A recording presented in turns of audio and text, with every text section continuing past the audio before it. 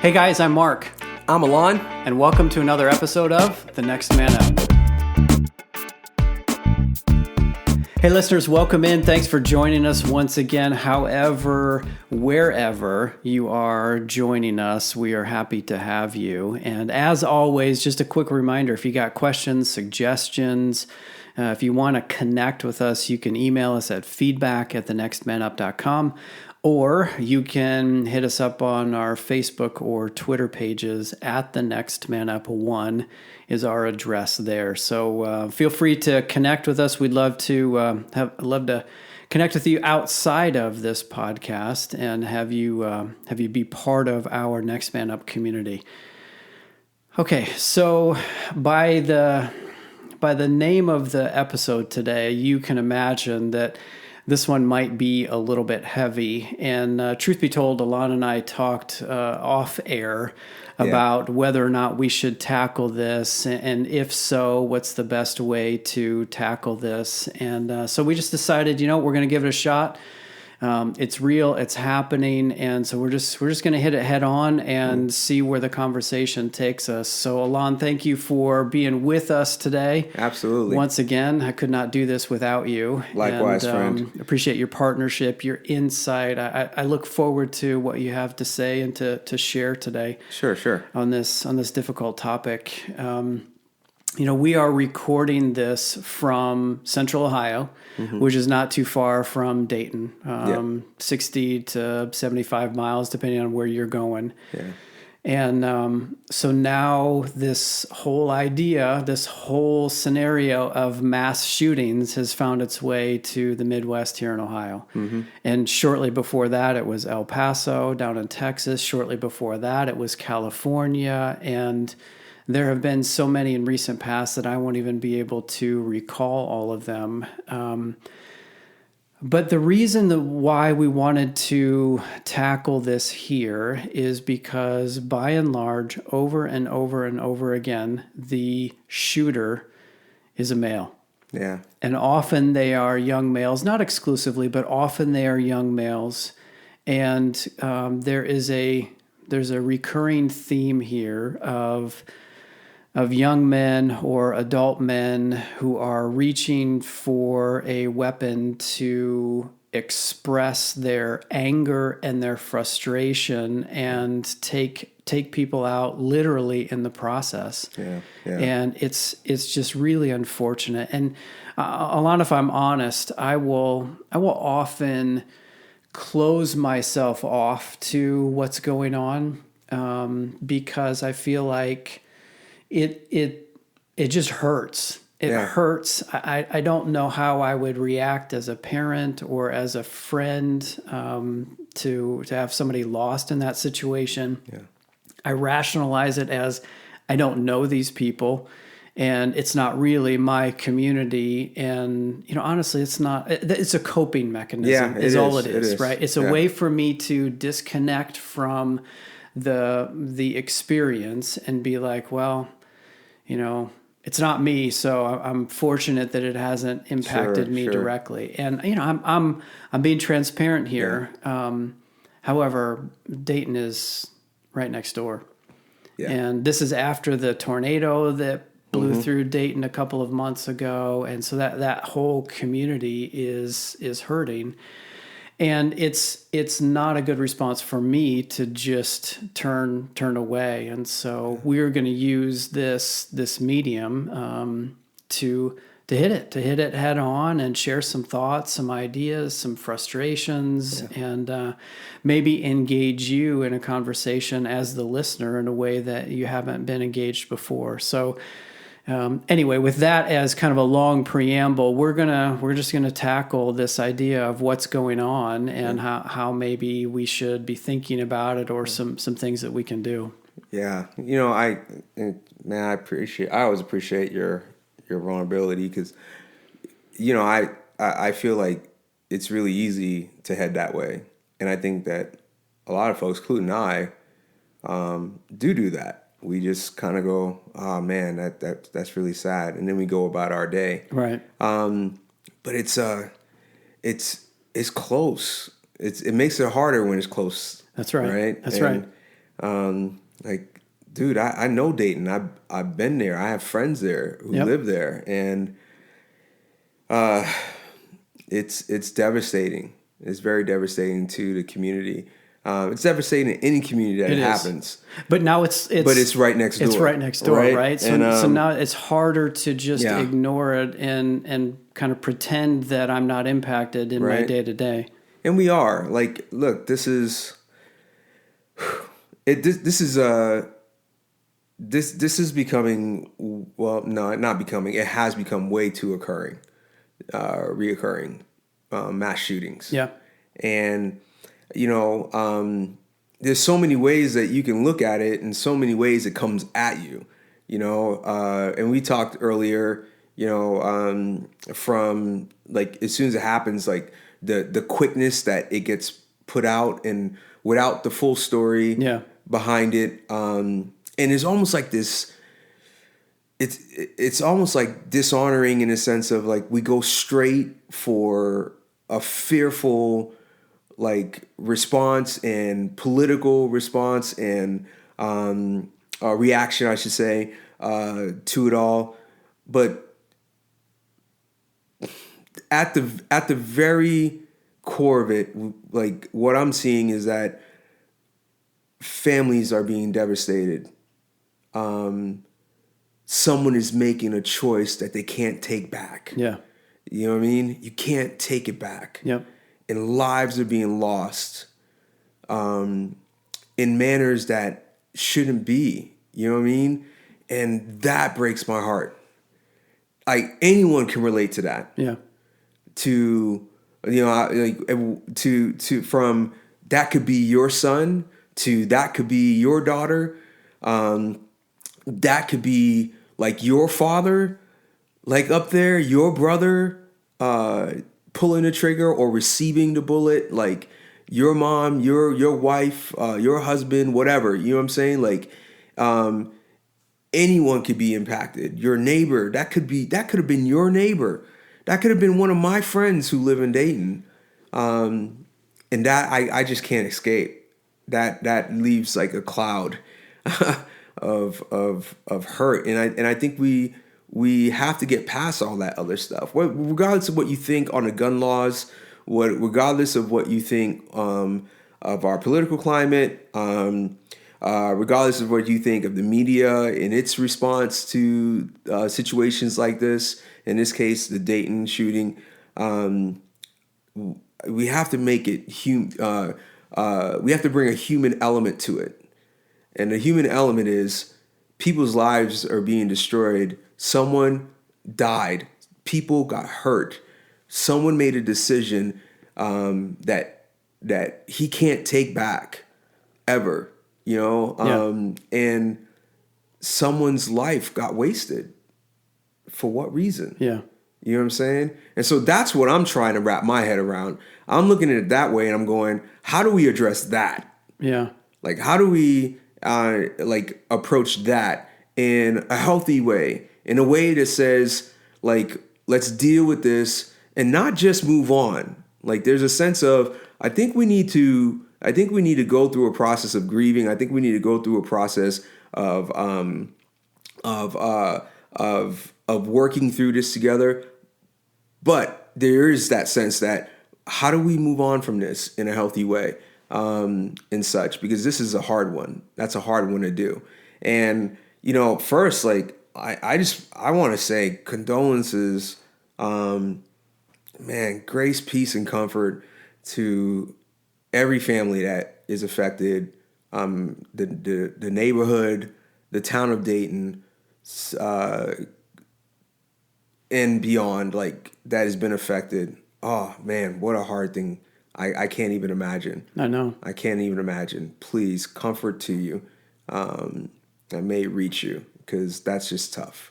There's so much pain there. Mm-hmm. But dude, I gotta admit that when I look across the landscape of the world, there's suffering everywhere. Yeah. Now we're talking about this particular topic because it's been frequent over the last week or so, and it's right next door in the state.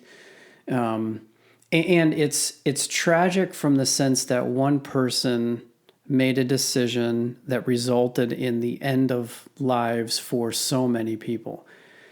But there are countless other issues that represent suffering.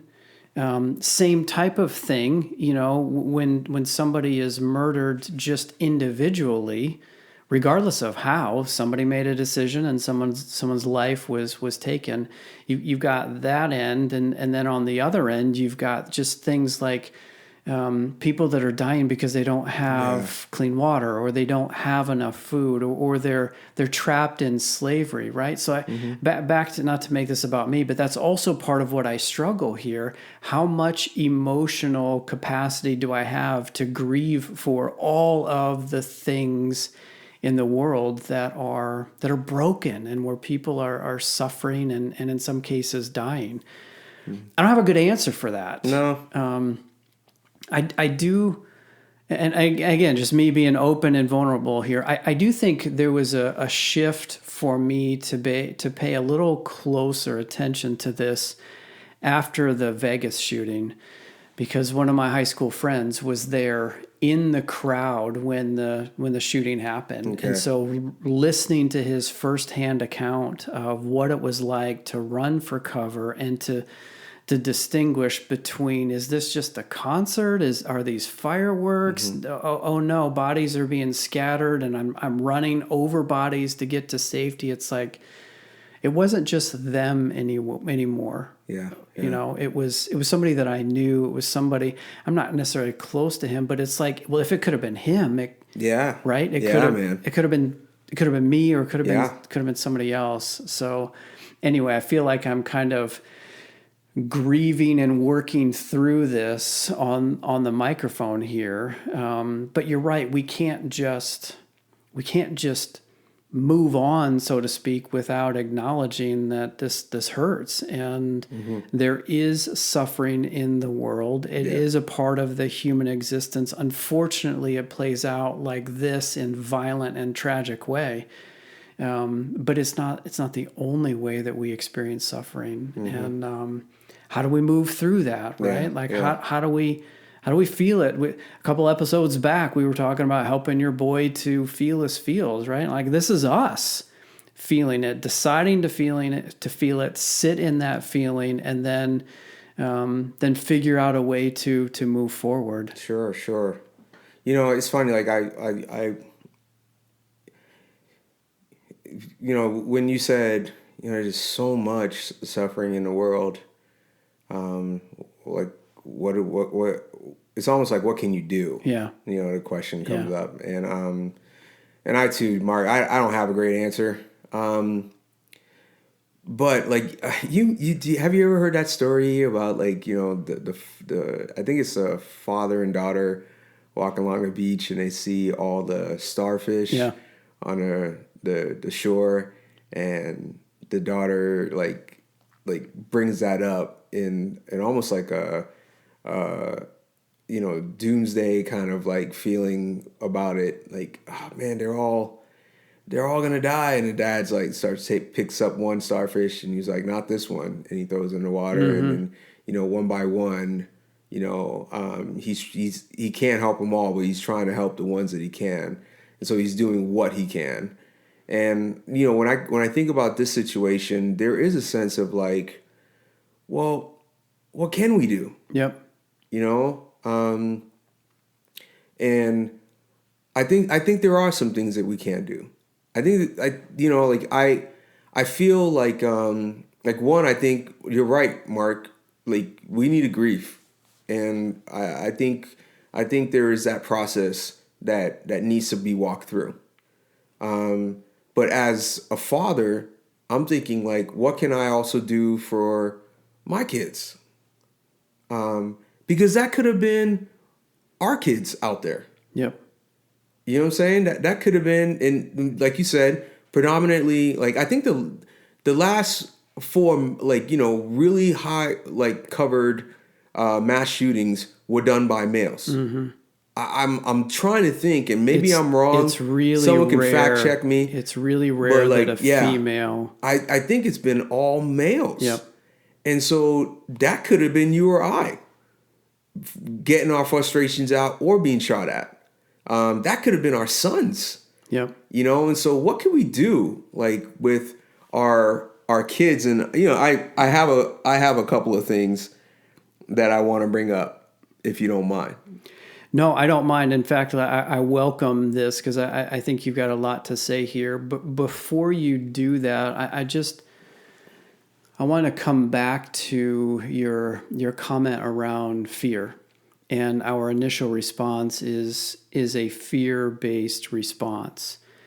And maybe we need to do a whole episode on fear, but we can, in these situations, we can respond in a very fearful way. Yeah, man. And when we do, I think we tend to miss the bigger picture. We tend to miss the salient points, and we go for something that feels like it will make a difference because I don't want anybody to have to go through this again, or parents keep their kids a little tighter because the world is a dangerous place, right? Like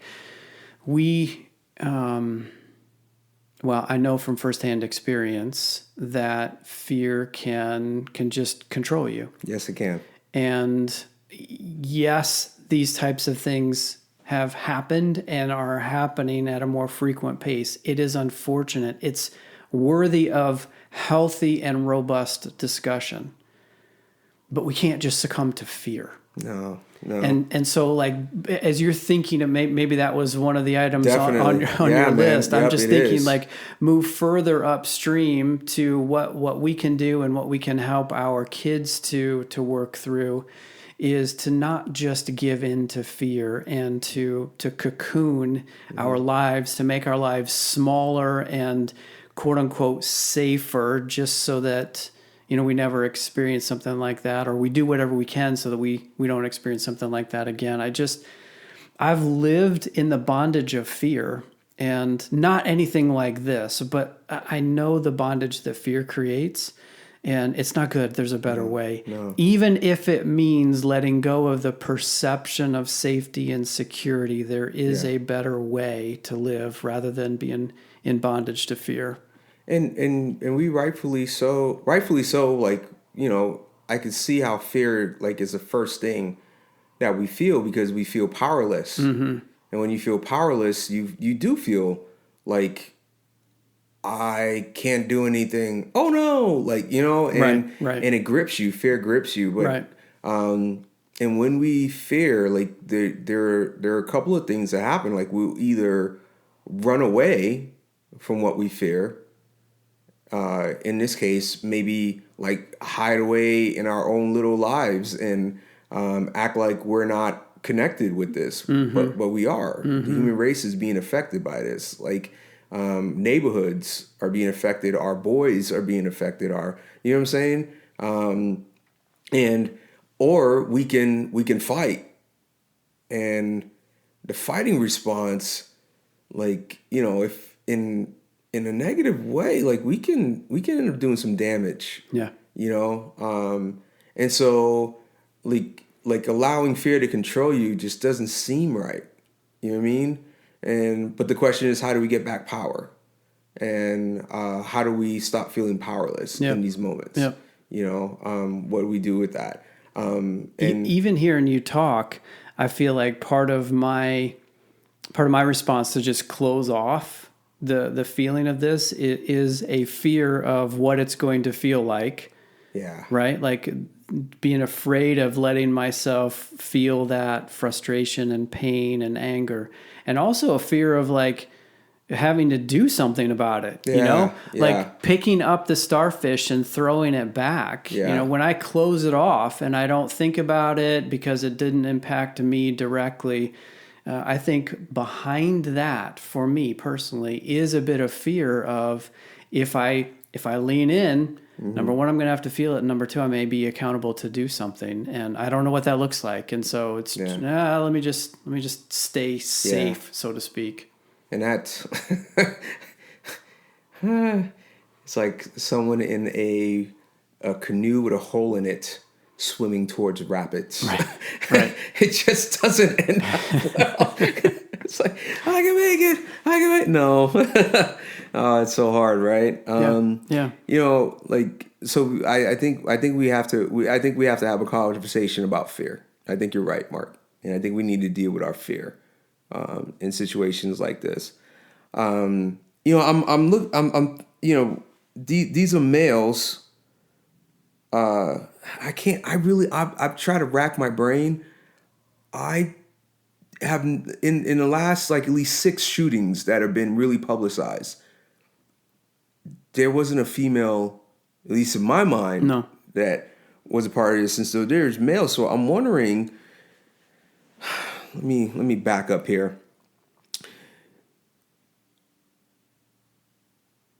What if, Mark, we began to go to the source of this, like, which is family, and we start there? Like, what would it be like if instead of our sons getting like extremely angry and frustrated at the world and going off and grabbing a weapon and shooting off, that someone had a chat with them before that? Like someone was able to like talk to them and not just once. I'm not talking about TBS special here, where, you know, the savior complex, where, you know, the principal stops and talks with the kid, and the kid, instead of like, you know, blowing up his school, he goes and has like, you know, I don't know, he throws a party for his friends. We're not talking about that. I'm talking about like constantly being able to create a space where a kid is able to speak and share his or her frustrations. And so when I'm talking to our boys, like I'm thinking for myself, like I'm going, I want to, in moments like these, I want to like make sure that I'm talking with my son and asking him how he feels about all this that is going on. And what I'm doing is I'm creating a space for him to share his thoughts, to share his fears, to share his like his whether he's like, man, well, yeah, if I'm angry with somebody, I'm gonna go knock him out. Like, I want a safe space for my kid to be able to talk to me about this stuff, so that way we can have a healthy conversation. You know, and so what I'm putting out there is, like, I think it starts with conversations. I think it starts with us as fathers being there for our boys and letting them work through their emotions in a healthy place, right? In a healthy, safe place, in order for them to be able to like get it out and talk to somebody, and create a healthy response to what they're feeling. Like I'm not sure. We don't have the full picture here. We don't have all the pieces of this puzzle, all the pieces to the puzzles of all these mass shootings. But it sounds like, at least what I'm going from face value, it sounds like, dude, there's some angry men out there. Right. There's some angry boys out there who are frustrated, who are angry for whatever reason, and they felt like the only way to respond with their anger and frustration is to hurt or take out other people. And when I look at that, I'm thinking, like, was there like someone there to walk them through their anger? Someone there to help them deal with that anger or frustration in a healthy way? Was there someone there to put their arm around them and go, look, man, I can see it in your eyes. What's going on with you? What's up? And I think that if they had somebody, then maybe it wouldn't end up this way. If someone to point them in the right direction, or point them in a different direction, not just the right, but just a different one that could save a life, that can move them away from hurting somebody or marring someone's life forever, you know? And I'm thinking that a person that can come alongside them is father. And I'm going, then you know what my job is? My job is to look at my son and go, I don't want any more shootings. And so you're my starfish. You're the one that I'm going to save.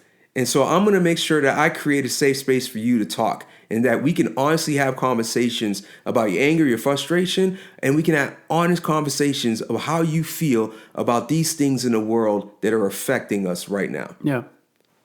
That's hard though, right? I know. And I guess I'm translating it to it's like one at a time, individual interaction, those connections. You got to be engaged. We use that word on a regular basis. Relationships are messy. You got to be willing to get your hands dirty, so to speak, with relationship mess. As dads, we got to be willing to listen to our kids, vent their frustration and anger, and not just stifle it or tell them why it doesn't matter, or maybe on the other extreme, like roll our sleeves up and go get ready to fight with them. We get sucked into that and want to fight ourselves. But this is hard. It's really hard. And I think often what we see in response to situations like this, tragedies like this, is grasping for something easier. That feels like it can make a difference. It feels like it will somehow move the needle away. But what we're saying is that there's a bigger issue at play, and that is being able to connect with boys and young men before they go down this path. And I don't know. Maybe that sounded like I don't believe you or like I was ranting, but no, I do. I'm with you. But Mark, that the truth is that doesn't sound like a good answer. I'm gonna be honest with you. As I thought about it, it's like, well, my first response is that doesn't sound right. Yeah. But the reason why I don't think it sounds right is on one hand, it sounds extremely too simple. Yep. It really does. It's like, so the answer is that I just need to communicate with my kid. I do that every day. Well, do we? Which is why my next thought is that it's too extremely difficult. Because opening up a safe place for and we're talking about, because we've seen males, right? And so we're talking about our sons, a place for our sons to sit down and have conversations about this hard stuff and about their emotions. The reason why it's actually not that simple is because it requires us dads to be able to contain ourselves, and not just blow up, or not just like shut down like you were talking about, or not just shut out our sons and say, oh, you don't know anything. No, they're valid emotions. They're valid responses. Like, this is a human being thinking about his emotions and of thinking about what he wants to do with that emotion. Oh my gosh, we cannot shut that down. Yeah. We cannot shove that in. And so it takes us being able to contain so that we can hold their feelings with them and help them navigate through it. That's really tough. That's really hard. Yep. And so it becomes like, no, screw that. Like, let's figure out something easier. Yeah, like legislation. Yeah, legislation. Let's do that. Without making this political at all. An easier response is, well, elected officials just do something so that legislatively we can make these stop. And it's like we all give thumbs up, like, or thumbs down, like, yep, all right, we did our job. And it's like, no, we didn't go to the core of it. Yeah. We didn't go to the core of it. Yep. And, people might be out there and be like, well, I'm thinking, well, me and my son don't have a great relationship. This is another reason to at least try to start one. At least try to start one. Open the door. Open the door wide. Because I'm pretty sure for the Dayton shooting, like, no one was like, tomorrow at such a time, I'm pretty sure John Doe is going to walk in and try to blow away everybody. Like, because if that was a thought, they would have stopped it. Mm-hmm. But you don't know. And if we don't know what's going on with our boys, like, then we can't do anything. You know what I'm saying? And so, like, we have to start somewhere. Yeah. We have to start somewhere where and it starts with us dads, it starts with us grandfathers, it starts with us uncles, it starts with us neighborhood guys who see the boy that doesn't have a male figure and just start connecting. That's our starfish. We can't, of course, like we can't like do this for everyone, but we can start with the boys in our vicinity. You know what I mean? And we start with them and start building with them and start creating a space where, like, at least they have a place to open up and share. Even if you don't know what to say, you don't know what to do, and you have all these mixed feelings about what they're saying, at least give them a spot to voice. You know what I'm saying? And then from there, man, like, dude, we can save one, save two, save three, and then so on and so on and so on. That's my thought. Yeah. It's hard, though. I know. Yeah, and I don't mean to sound like it's not worth doing, but it is hard. It's a harder response. And yet, when have we ever, in this context, said easier is better? We continue to raise the bar, raise the standard, and in this case, the same thing, right? Yep. Like, this is not I shouldn't say it that way. This is not it's not going to be a top-down fix. It's going to be a bottom-up fix. Literally. It's going to happen, one connection, one father re-engaging, one son with the courage to open up, one person with the courage to intervene when there are signs, when there are indications that this is going down a bad way. It's going to take courage, and it's going to take a lot of effort. And I'm sure there's tons of creative people out there that can work in public and private partnerships and programs and all of that. But the fix is a whole lot harder than just the easy things. Like my middle son was talking about Instagram posts going around about supporting gun control and put this on your page and give it a share to indicate you're in favor. And he asked a good question. He's like, well, what does this really accomplish? What does it do in the end? And it wasn't a criticism of the idea as much as it was a question like, well, what does it do? And my response was, well, it may help some people feel like it's making a difference, but in the end, it's probably not. Yeah, and there are ways to create awareness, and sometimes awareness is important. But boy, there's all kinds of awareness of what's happening. Yeah. And it's time for us to go deeper and get to the source. Yeah. And if you're listening, hear that with the sense of like, dude, we're not saying be for gun control or not be for gun control. It's deeper. Right. It's so much deeper. Right.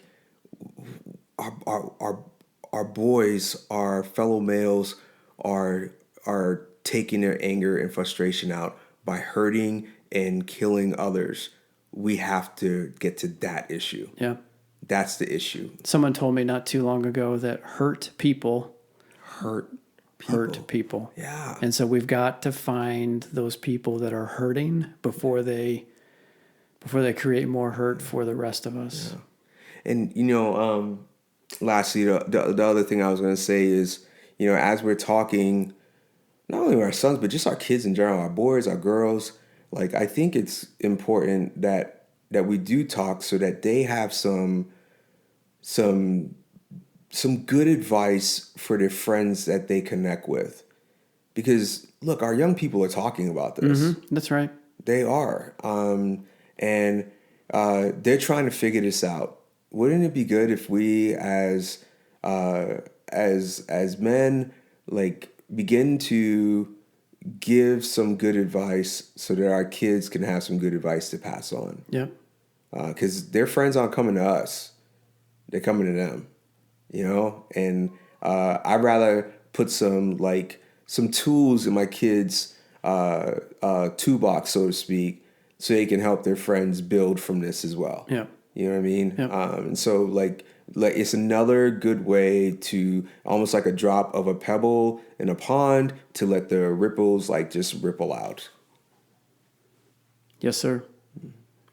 Well, listeners, thank you for letting us approach this topic.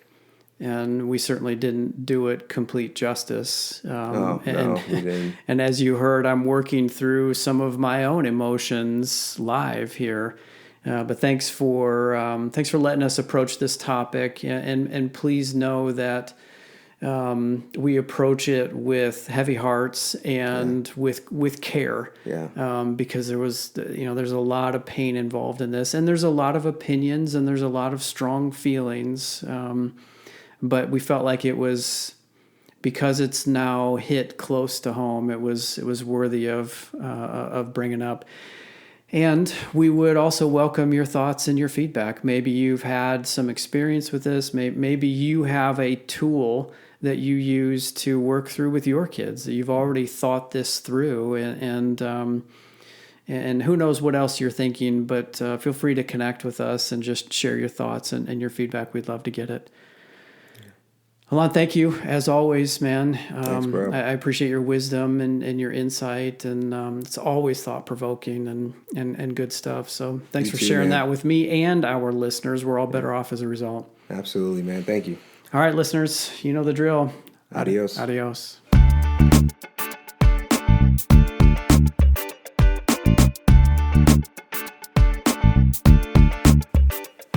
Hey, listeners, thanks for journeying with us on this Next Man Up podcast.